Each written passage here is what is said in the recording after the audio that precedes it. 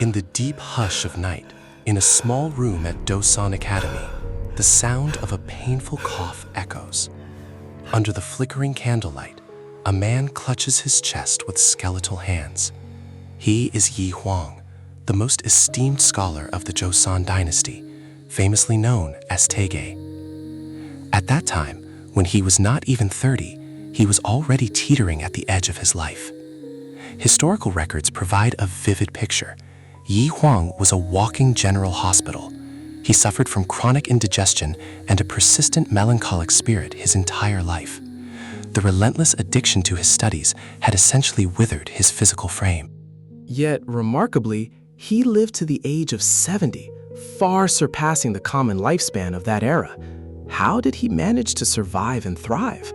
The secret began when he discovered a tattered ancient scroll. The name of that scroll was Hwalinsimbang, the prescription for nourishing the human heart. Though originally compiled by a Ming Dynasty prince, Yi Hwang did not merely treat it as a book. He used his own frail body as a laboratory, recreating a Joseon-style wellness guide tailored for his people. If my body collapses before my scholarly mission is complete, what use is knowledge? He deeply reflected on his mother's solemn advice. To neglect one's health is to fail in one's duty of filial piety. This realization transformed his view of health from a personal matter into a moral obligation. Starting then, Yi Hwang performed a series of peculiar movements every single morning. When his students glanced through the cracks of his door, they were stunned by the sight. The highest philosopher of the land was wiggling his hips, rolling his tongue, and stretching like a tiger. This was Doin Bop, the ancient precursor to modern home training. It was a perfect workout designed for small spaces with no equipment needed. Modern medical science today acknowledges these movements as highly effective. They promote circulation and stimulate the lymphatic system through rhythmic stretches. Simple acts of combing his hair, massaging his ears, and rotating his joints saved his life. However, Yi Hwang believed something was more fundamental than physical exertion. It was the internal heat, the accumulated stress and repressed anger within the soul. To treat this, he prescribed a unique medicine called Junghwa Tong. But this was no herbal liquid bulb in a pot. It was a psychological remedy, mentally brewing 30 virtues like patience, emptiness, and joy every morning. Amid the fierce political factions and the heavy chains of Confucian etiquette, he used this spiritual nutrition. Here, let us pause for a moment on a legendary tale.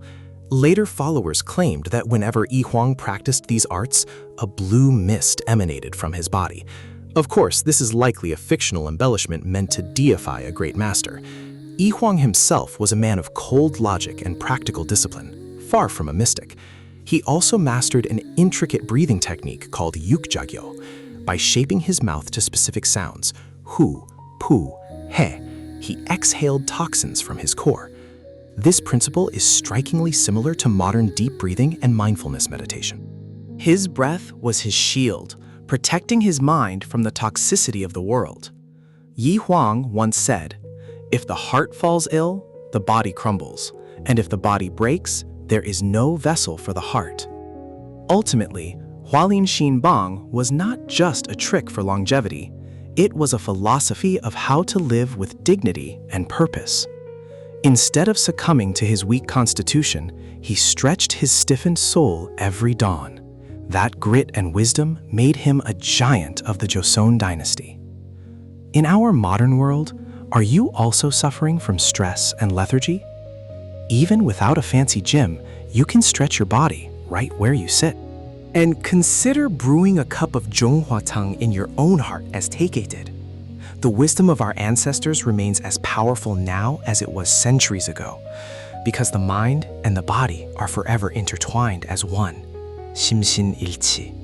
The heart must live for the body to survive, and the mind must be awake for the body to be strong. Today's story ends here. If you're curious about our next tale, please hit subscribe and like right now.